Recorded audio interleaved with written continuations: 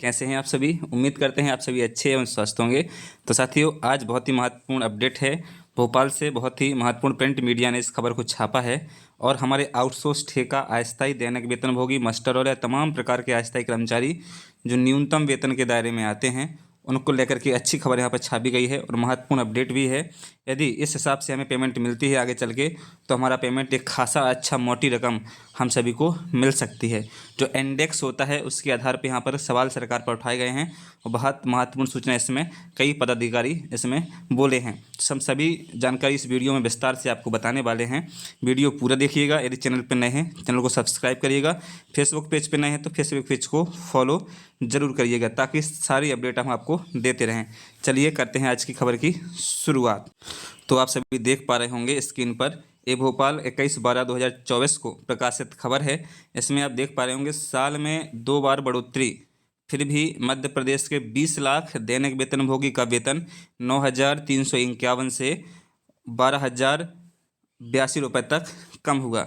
यह है वजह कि वजह क्या है। यहाँ वेतन का आधार केंद्र और कई राज्यों की तुलना में 15 साल पुराना सीपीआई इंडेक्स है ना, सीपीआई इंडेक्स है जो होता है उससे वेतन कम मिल रही है। एक सीपीआई इंडेक्स मानक होता है, उसके आधार पर सभी जगह वेतन मिलती है, लेकिन यहाँ पर मध्य प्रदेश में 15 साल पुराना सीपीआई इंडेक्स के आधार पर वेतन मिल रहा है। यहाँ पर लिखा है प्रदेश के 20 लाख दैनिक वेतनभोगी कर्मियों का वेतन केंद्र और कई राज्यों की तुलना में 9,351 रुपये से लेकर 12,082 रुपये तक कम है। इस साल इनका वेतन एक बार कम करके 2 बार बढ़ाया गया है। इसके बावजूद इन्हें कोई राहत नहीं मिली है। इसकी खास वजह यह है कि मध्य प्रदेश में इनके वेतन का निर्धारण उपभोक्ता मूल्य सूचकांक है ना, उपभोक्ता मूल्य सूचकांक जिसे हम इंडेक्स बोलते हैं, स्पष्ट लिखा हुआ है उपभोक्ता मूल्य सूचकांक सीपीआई इंडेक्स का बेस ईयर 2001 है। केंद्र सहित अन्य कई राज्यों की तुलना में सीपीआई इंडेक्स के 2016 के हिसाब से वेतन का निर्धारण किया जाता है। मध्य प्रदेश में 2001 के इंडेक्स के आधार पर और केंद्र एवं कई राज्यों में 2016 के इंडेक्स के आधार पर जो है न्यूनतम वेतन निर्धारण किया जाता है। आगे इसमें लिखा है वेतन सबसे कम होने का यही कारण है। इन कर्मचारियों में 4 श्रेणियां होती हैं। पहली श्रेणी होती है जो है वो है अकुशल, अर्धकुशल, उच्च कुशल और उच्च कुशल के कर्मचारी शामिल हैं। इस कवायद के बाद राज्य सरकार ने न्यूनतम वेतन सलाहकार बोर्ड का गठन भी कर दिया था। न्यूनतम वेतन सलाहकार बोर्ड का जो गठन हुआ है, जो समिति है, अगले वीडियो में हम वो श्रम विभाग का ऑर्डर सहित आपको बताएंगे जिसमें कौन कौन सदस्य है, कौन कौन सदस्य नहीं है, सभी प्रकार विस्तार से जानकारी आपको देंगे, है ना।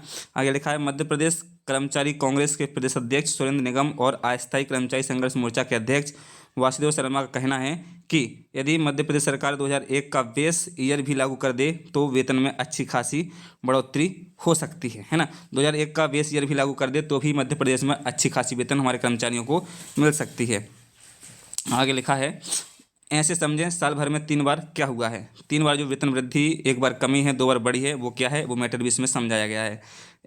इस अप्रैल में इनका वेतन बढ़ा दिया गया था। इसके अगले ही महीने में हाई कोर्ट की इंदौर बेंच इंदौर के एक श्रमिक संगठन द्वारा दायर एक याचिका पर सुनवाई के बाद स्टे दे दिया गया था। इस कारण अप्रैल में बढ़ाया गया वेतन कम हो गया था। 24 मई को जारी आदेश के बाद इन 4 श्रेणियों के कर्मचारियों का वेतन 1,625 रुपये से 2,434 रुपये तक कम हो गया था।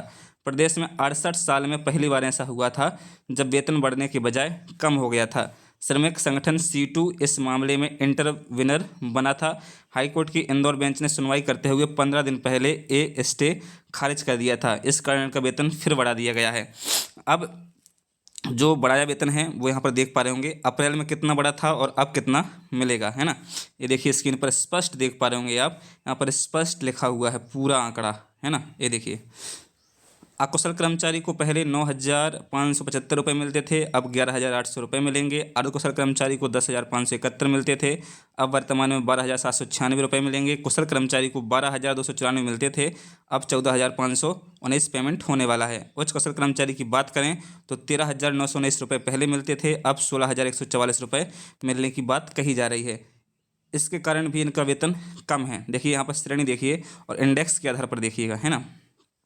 देखिए स्क्रीन पर स्पष्ट आप देख पा रहे होंगे श्रेणी में अकुशल में यदि 2001 की बात करें तो 10,175 रुपये, 2016 में बात करें तो 19,526 रुपये, यानी 9,351 रुपये का नुकसान हमारे मध्य प्रदेश के आउटसोर्स अस्थायी ठेका दैनिक वेतनभोगी कर्मचारी जो पर डे के हिसाब से काम करते हैं मध्य प्रदेश सरकार में, उनको 9,351 रुपये का नुकसान हो रहा है अकुशल कर्मचारी की बात करें तो, है ना। यदि अर्धकुशल कर्मचारी की बात करें तो 10,600 रुपये का वर्तमान में नुकसान हो रहा है। कुशल कर्मचारी की बात करें तो 12,410 मिलते हैं 2001 के बेस ईयर के हिसाब से, है ना। और 2016 की बात करें यानी केंद्र की बात करें तो 23,790 रुपये वेतन होना चाहिए था, मतलब सीधा 2 गुना नुकसान 11,380 रुपये का नुकसान हमारे कर्मचारी को हो रहा है। और कुशल कर्मचारी की बात करें तो वर्तमान में 13,710 रुपये यानी CPI इंडेक्स 2001 के आधार पर इतना मिल रहा है। यदि 2016 में के आधार पर मिले जो केंद्र और अन्य राज्यों में लागू है तो हमारे कर्मचारी को 25,792 रुपये पर मंथली मिल सकता है। इसका कारण क्या है? अंतर 12,082 रुपये इसका अंतर है। अब आगे देखिए, यहाँ पर जो मधुकर सांवले हैं भारतीय मजदूर संघ के और मेंबर जो हैं न्यूनतम वेतन सलाहकार बोर्ड के, जो श्रम विभाग ने आदेश किया था, इसमें मधुकर सांवले जी को मेंबर नियुक्त किया गया है कि भाई आप भी हमारे न्यूनतम वेतन डिवाइस के सिस्टम में आप आएंगे, है ना। तो इनका कहना है मधुकर सांवले जी का, बोर्ड की बैठक बुलाकर मध्य प्रदेश में भी CPI इंडेक्स के बेस ईयर को बदलने के लिए मसौदा तैयार कर राज्य सरकार को भेजा जाएगा। मधुकर सांवले मेंबर न्यूनतम वेतन सलाहकार बोर्ड, इनका कहना है कि जब भी हम बोर्ड की बैठक करेंगे उसमें यह मुद्दा रखेंगे और सरकार को इसको हम भेज देंगे। अब सरकार इसको लागू करे या ना करे वो सरकार के ऊपर है। जो है न्यूनतम वेतन सलाहकार बोर्ड है वो अपनी सलाह देगा और आगे चल के सरकार के पास ये मुद्दा भेज देगा। तो साथियों, ये बहुत ही अपडेट आज भोपाल से प्रकाशित हुई है, अच्छी खबर रही है। आप लोग ज़्यादा से ज़्यादा इसको शेयर करिए ताकि सरकार तक इसकी बात पहुँचे और सरकार हमारा जो है इंडेक्स बदले और हमें 2016 यानी CPI 2016 के हिसाब से पेमेंट बढ़ाए हमारा, है ना। अगली 1 अप्रैल 2025 से यही हमारा वेतन होना चाहिए मध्य प्रदेश में, जो केंद्र एवं तमाम प्रदेशों में लागू है। तो साथियों, कैसी लगी इस खबर हमें कमेंट बॉक्स में जरूर बताइए। क्या ऐसा मध्य प्रदेश में होना चाहिए? CPI इंडेक्स 2016 के आधार पर मध्य प्रदेश के तमाम सरकारी अस्थायी कर्मचारियों को पेमेंट मिलना चाहिए बढ़ के या नहीं? ये हमें आप कमेंट बॉक्स में बताइएगा। वीडियो को शेयर करिए, लाइक करिएगा, कमेंट बॉक्स में अपनी राय जरूर दीजिएगा। Thanks for watching. मिलते हैं नई वीडियो में नई अपडेट के साथ। जय हिंद, जय भारत, टेक केयर।